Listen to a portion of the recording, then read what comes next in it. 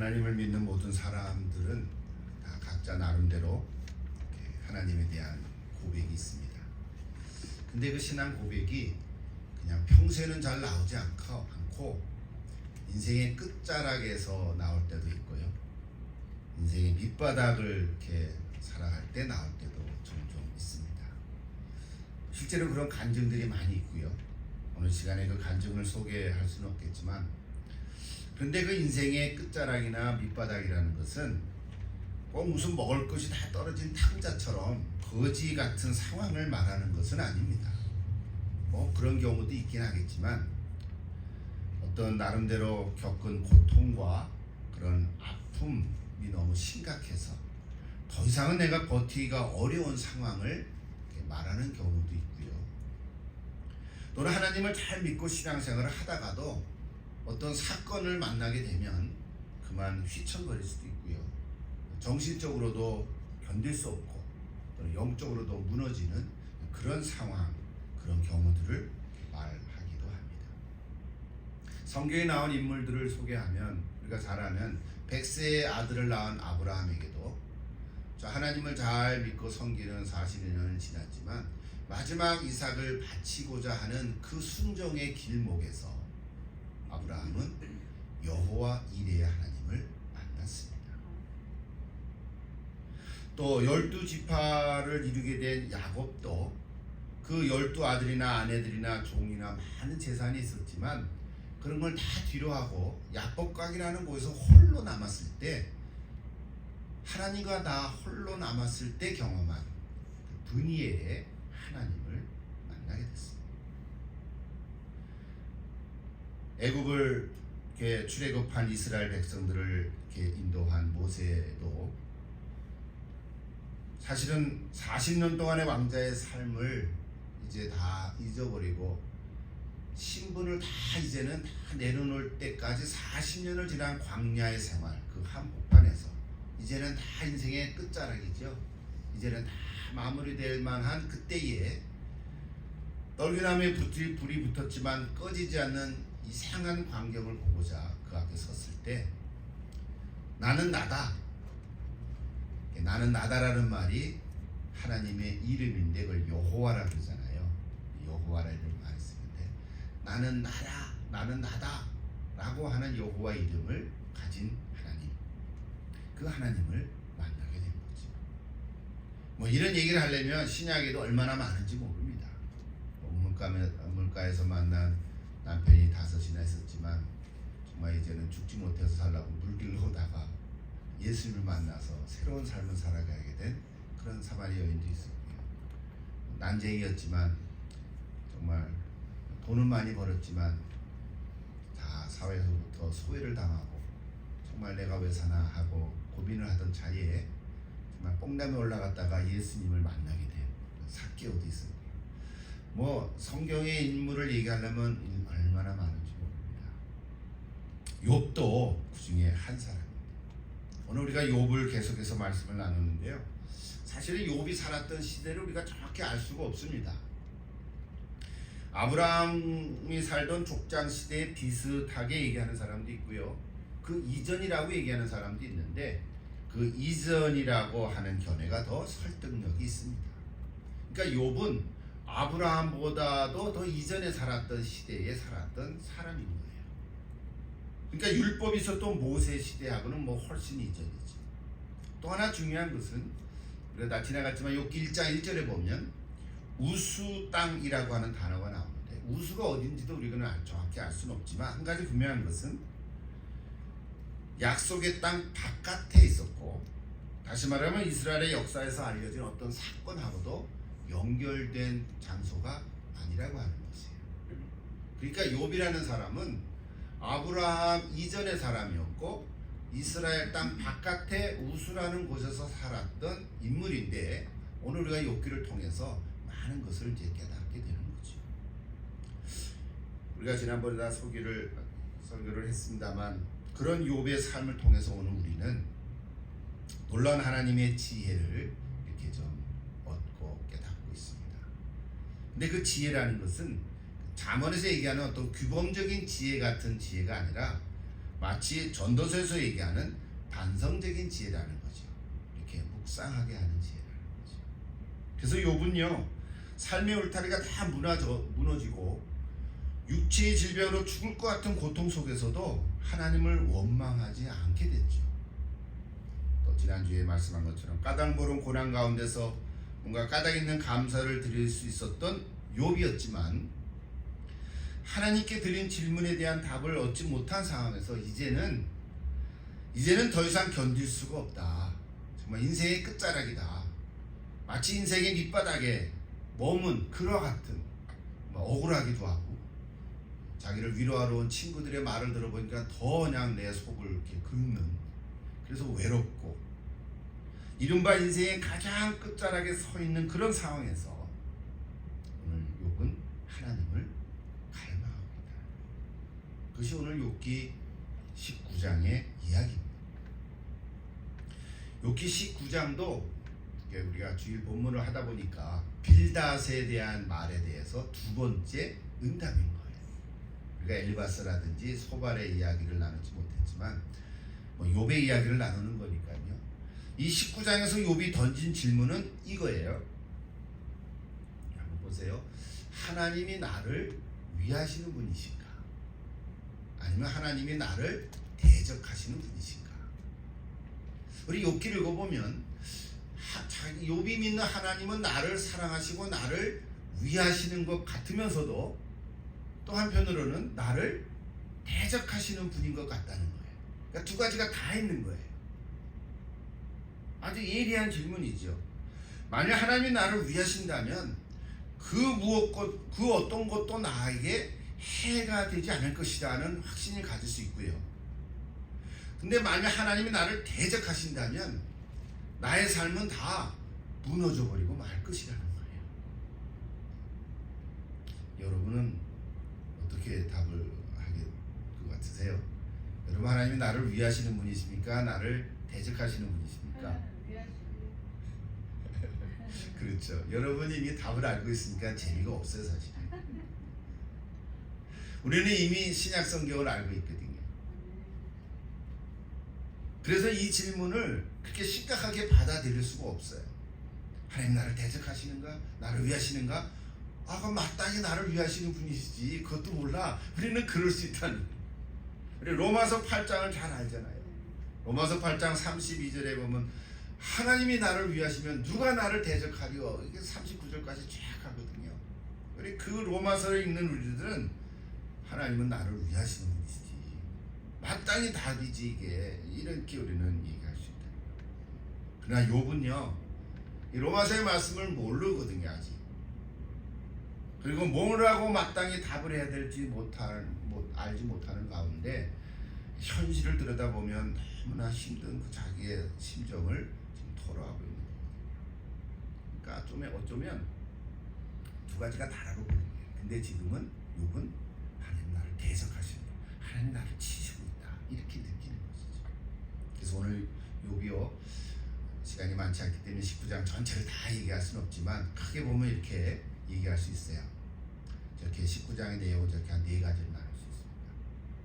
자, 1절부터 12절까지는 하나님은 나를 죄인으로 여기고 나를 공격하고 계시다. 욥이 그렇게 얘기하고 있는 거예요.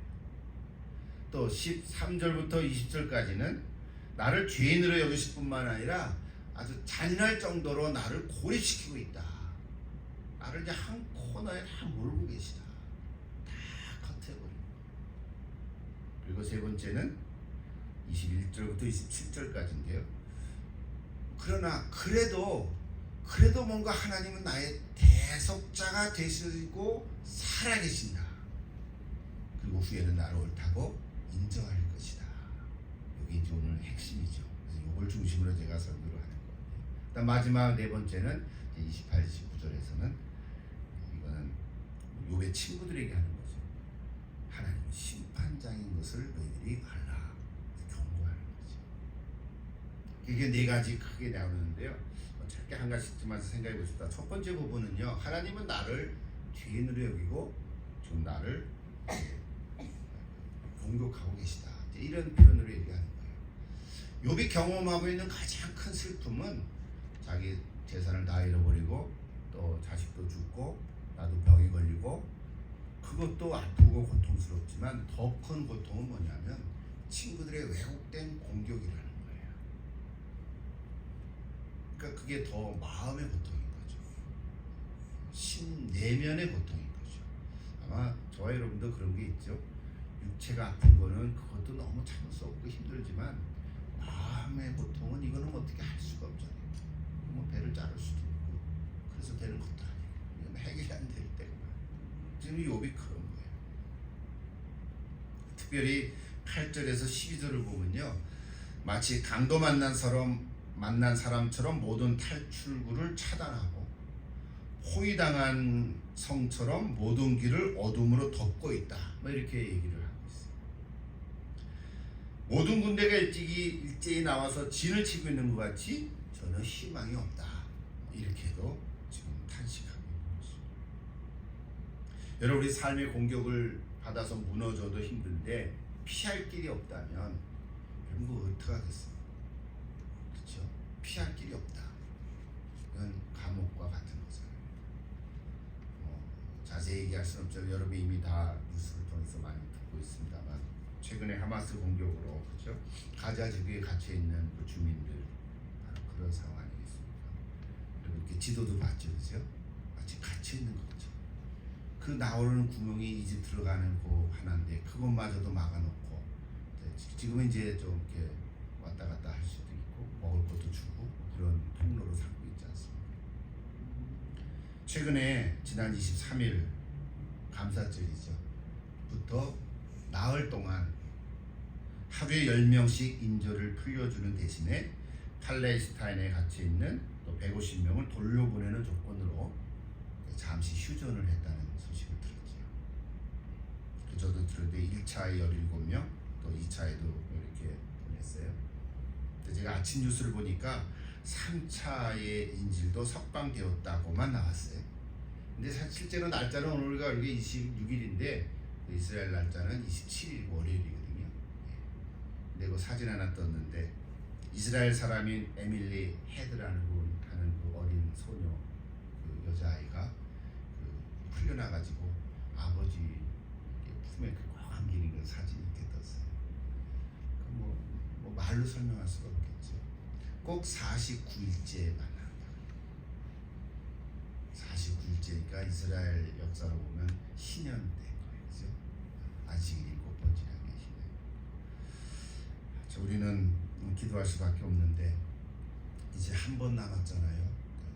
한 번 4차 인질이 석방된 이후에는 또 잠시 멈췄던 휴전이 또 논쟁을 한다고 하니 어떻게 될지 참 알 수는 없어요.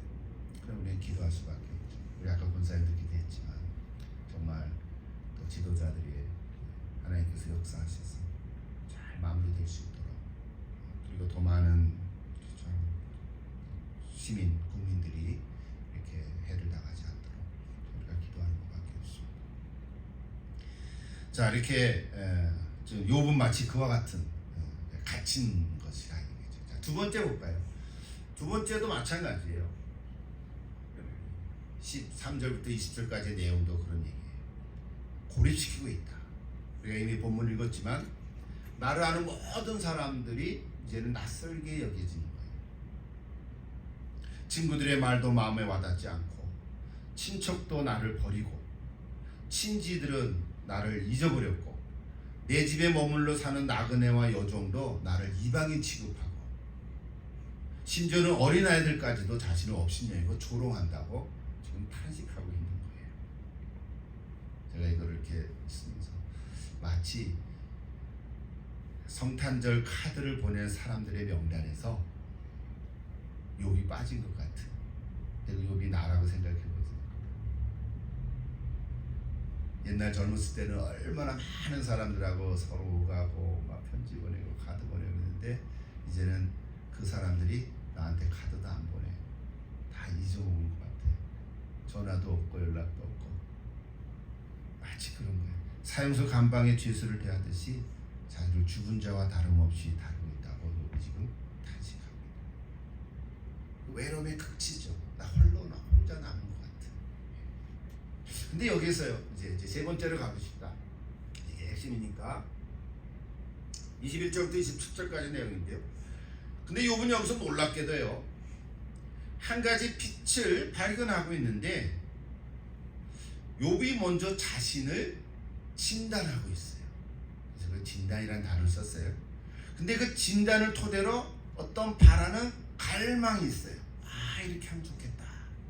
바라고 싶은 게 하나 있어요. 그걸 제시하고 있고요. 그다음 세 번째는 그 갈망이 이제 믿음으로 승화되는 모습을 볼 수 있어요. 이것이 오늘 19장에서 그래서 핵심 부분인데요.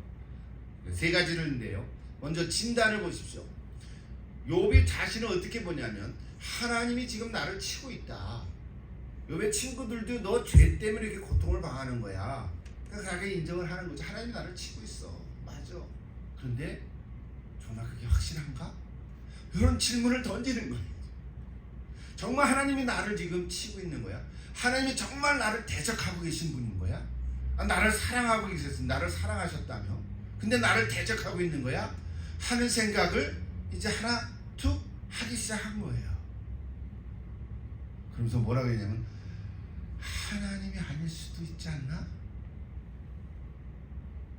내가 이렇게 고통당하는 것은 하나님의 손이 아닐 수도 있지 않나 하는 생각을 하기 시작한 거예요. 이게 참 중요한 하나의 터닝 포인트예요. 자신을 친다는 거예요. 어떤 영적인 각성이죠. 깨달음이 시작된 거예요. 근데 우리는 이미 알고 있죠. 하나님의 손이 아니고 누구 손이에요? 사탄의 손이 있나? 참 모르겠어요. 욥을 친 것은 하나님의 손이 아니라 사탄의 손이죠. 사실 사탄이죠. 하나님의 허락하에 움직인 거죠. 사실 우리는 그걸 알고 있단 말이에요. 근데 욥이 여전히 그걸 모르고 있어요. 사실 욥의 친구도 모르고 있죠. 근데 아까 얘기했던 것처럼 아브라함 이전의 시대에 이스라엘 밖에 있는 우스 땅에서 살아갔던 욥이라는 의로운 인물이기 때문에 그 시대의 신학 생각에는 아직 사탄의 존재를 그렇게 확실하게 알고 있던 시대가 아니었다는 거예요. 아직 사탄의 존재. 다만 인과 응보의 사상만 있는 거예요. 인과 응보. 내가 죄를 지면 벌을 받고 그런 사상만 있습니다. 근데 여러분 사탄은요 변장을 잘합니다. 변장을 잘하는 거죠. 광명한 천사로 나타나죠 사실은. 근데 여러분 사단이 막 이렇게 험한 얼굴을 하고 마치 드라큘라처럼 입에 이빨을 물고 이렇게 다가오면 다 사람이 편할 거예요. 근데 아주 아름다운 모습으로 이렇게 다가온단 말이에요. 속삭이듯이 달콤하게 유혹하거든요. 보기도 좋고 먹음직하기도 한 그 열매를 따먹게 하도록 지시하거든요. 심지어는요 사탄은 자신을 하나님처럼 이렇게 둔갑해서 기적을 일으키기도 하고요. 마치 하나님의 음성 같은 것을 들려주기도 합니다. 요즘도 어떤 사람이 방언 기도를 하는데 그게 방언이 하나님이 성령이 주신 방언이 아니고 귀신이 주신 방언을 하는 경우도 있어요. 근데 굉장히 강해요. 그리고 이상해요. 들으면 알죠. 영적 분별력이 필요한데. 여기서 그러니까 욥이 한 가지 궁금하기 시작한 것은 이런 거예요. 하나님 모든 것을 주관하심을 내가 믿고 있는데 그렇다면 하나님께서는 나에게 이런 고통을 일으키시는 건가?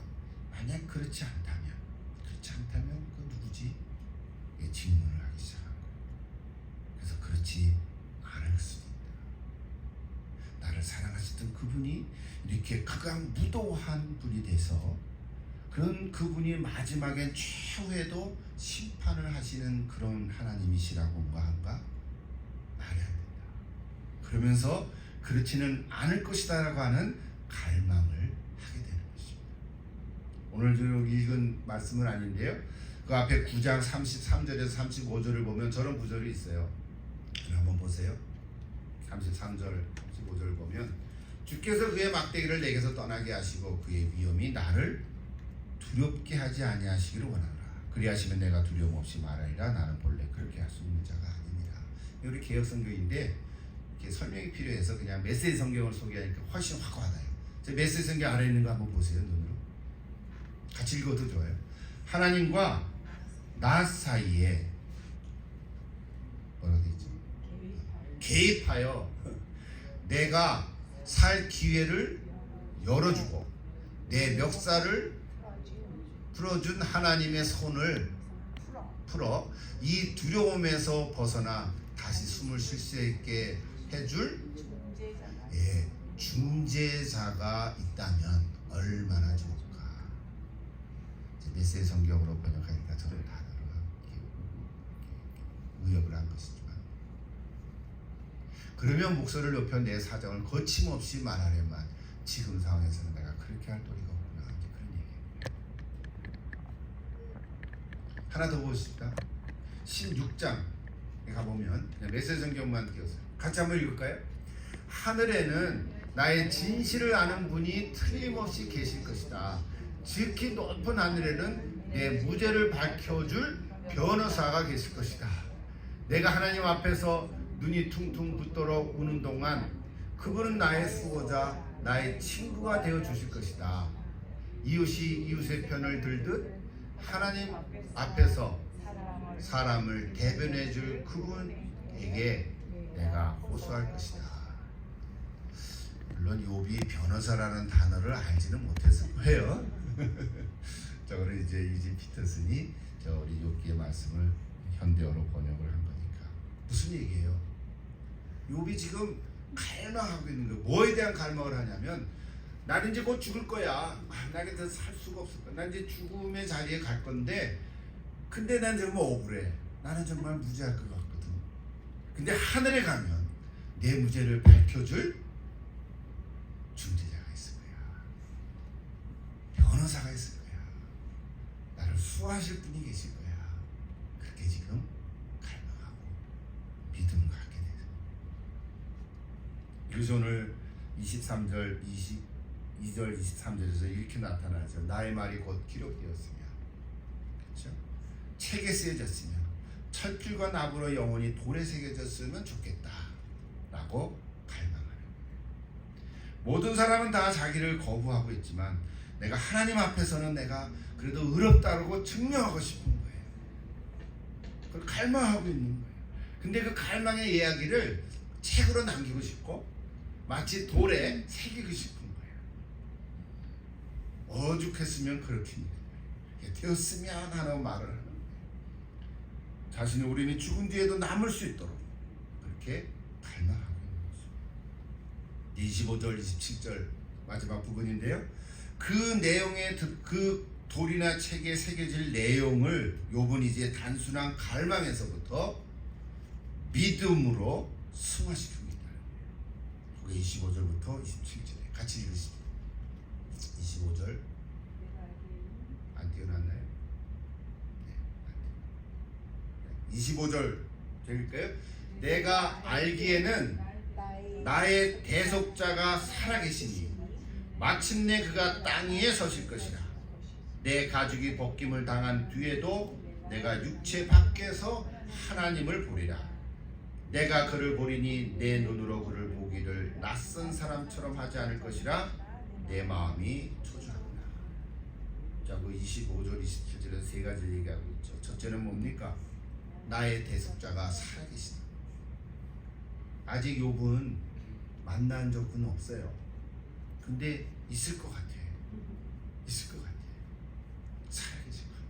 그래서 마침 마지막에는 땅 위에 서실 것 같아. 땅 위라는 건 자기의 죽음을 얘기하는 거거든요. 땅 위에 그분이 서 계실 거야. 그리고 두 번째, 내가 죽은 후에는 육체 밖에서 내가 하나님을 볼 거야. 놀라운 부활에 대한 얘기도, 부활이라는 말은 안 했지만 부활에 대한 이야기도 여기에 들어가 있어요.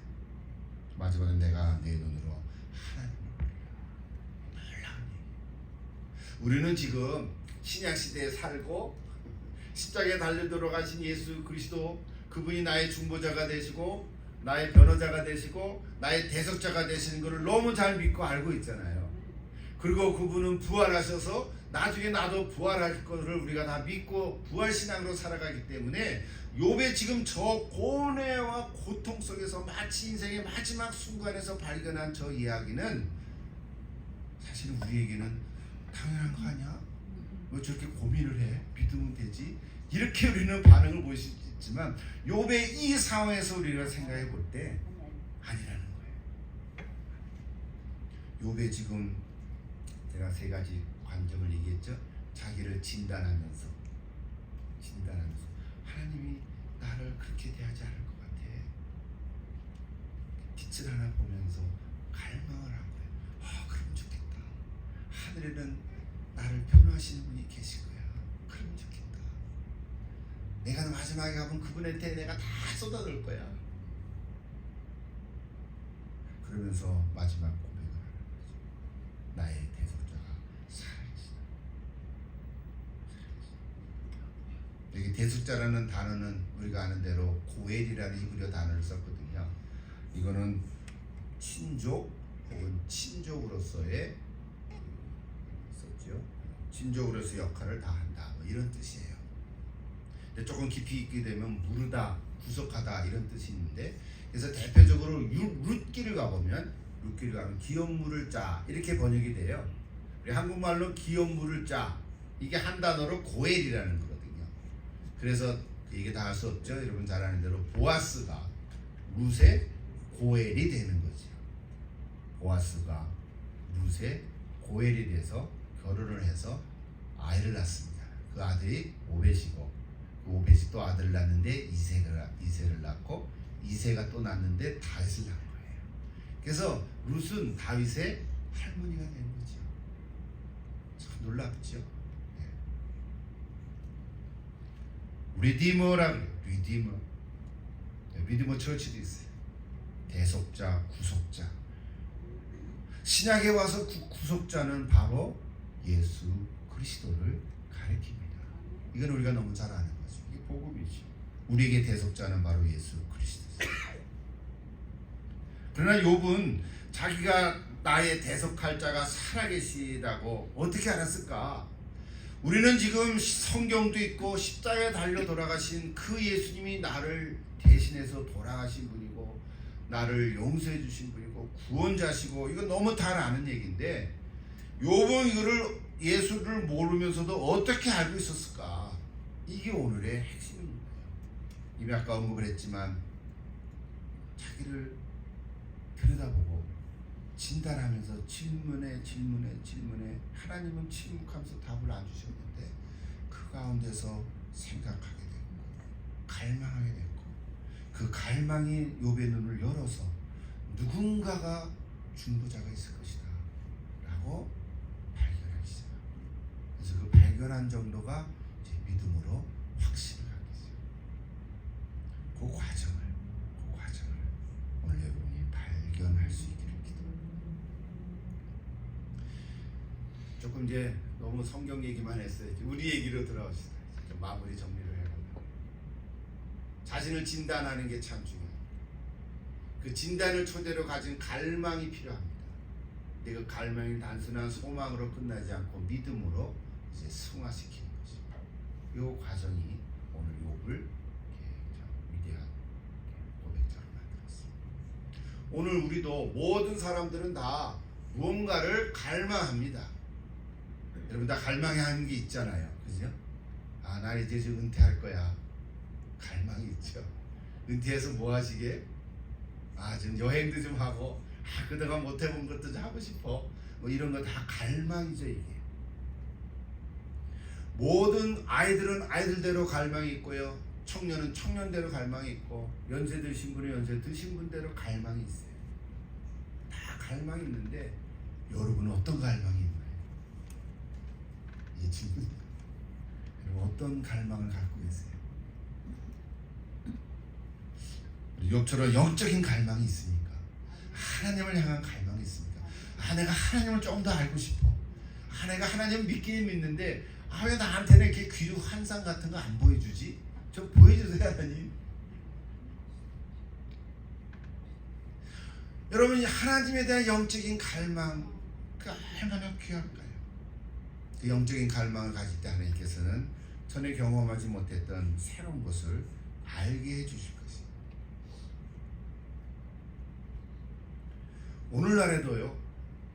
그렇다면 욥은 옛날에 살았던 사람이니까 이렇게 얘기할 수 있지만 오늘날에 오늘 21세기에 이미 예수님에 대해서 더 많이 알려져 있고 또 많은 사람들을 통해서 전도도 들었고 예수님이 나의 대속자인 것을 들었을 텐데 왜 여전히 그 사람들을 믿지 않고 있을까요? 우리 욥의 얘기로 그냥 끝날 게 아니라 오늘 이 시대를 살아가는 저나 여러분이나 우리도 여러분은 다 예수 믿으니까 감사한 일이지만 주변을 볼 때 여전히 아직도 예수를 그리스도라고 고백하지 않는 사람이 많잖아요. 왜 그러냐 말이에요. 물론 욥처럼 모르기 때문에 그럴 수는 있어요. 예수님이 하나님과 나 사이에 중보자가 되신다고 다 밝혀져 있는데도 모르는 거예요. 알아도 안 믿는 거예요. 왜 그럴까요? 영적인 갈망이 없어서. 영적인 갈망이 없는 사람에게는 아무리 하나님의 얘기를 하고 예수님의 얘기를 해도 먹혀 들어가지가 않아요. 그렇지? 영적인 갈망이 필요하고. 그런데 사람들이요, 어떠할 때 영적인 갈망을 생각하게 되냐면 인생의 밑바닥에 빠져갔을 때, 인생의 고통 중에 이제 더 이상 내가 어떻게 할 수 없을 그 상황에 들어갔을 때 그때 뭔가 영적인 갈망을 찾기 시작한다는 사실. 이게 참 아이러니컬한 거죠. 인생의 끝자락에 섰을 때 가서야 이제 내가 죽으면 어떻게 되지? 라는 생각을 그때 가서 한다 이 말이에요. 아주 젊었을 때, 아직 기회가 많았을 때 내가 죽으면 어떻게 되지? 라는 생각을 하면 얼마나 좋겠냐 이 말이에요. 인생의 끝자락에 가서 영적인 갈망을 갖게 되고 인생의 밑바닥에 가야만 영적인 갈망을 갖게 되는 현대인의 많은 사람들에게 오늘 욥기를 통해서 하나님은 말씀하고 계시다는 사실. 왜 예수를 아직 믿지 않고 있을까? 다 알고 있는데, 알려도 줬는데, 어려운 일이 아닌데, 복잡한 일이 아닌데, 하나님과 인간 사이에 중보자가 계시다.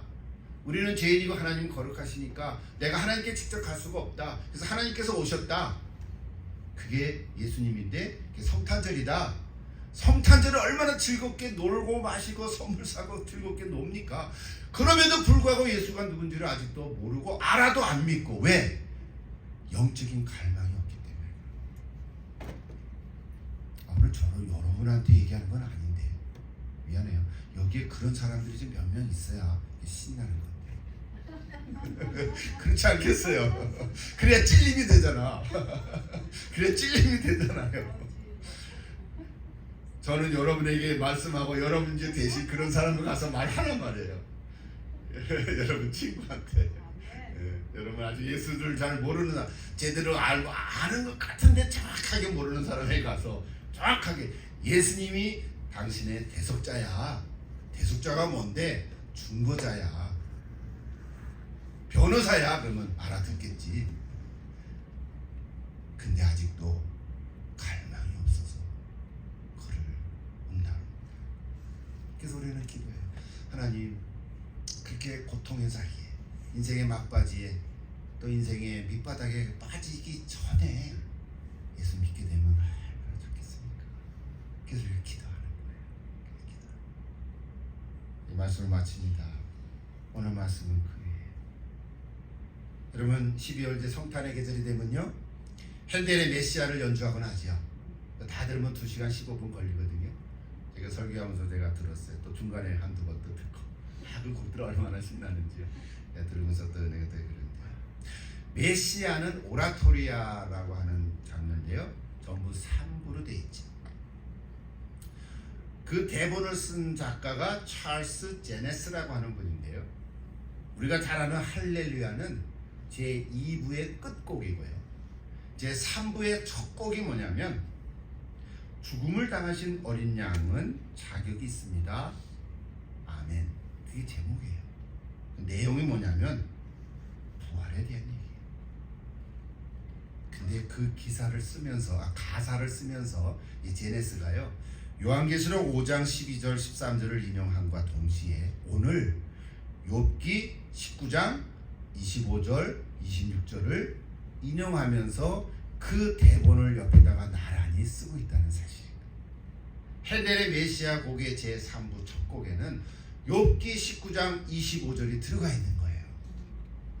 그리고 이제 그것을 말씀을 기초로 쓴 찬송가가 바로 170장. 저희가 설교 후에 부르고 싶은 건데, 내 주님은 살아있어. 여러분, 그래서 욥기 19장은 25절로 유명한 장이 됐습니다.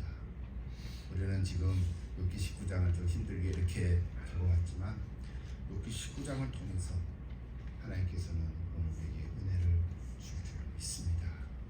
시간이 많이 있어서 없어서 다 얘기 못하는데요. 마지막 28절 29절은 친구들에게 하는 경고의 말씀인데, 그냥 여러분 한번 읽어보십시오. 경고의 얘기인데 그렇죠. 간단히 얘기한다면, 야 친구들아, 부당한 고난이 있는 것을 좀 알아라.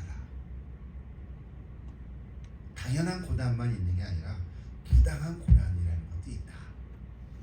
의인이 고난 받는 경우도 있다. 여기 그렇게 얘기하는 거예요.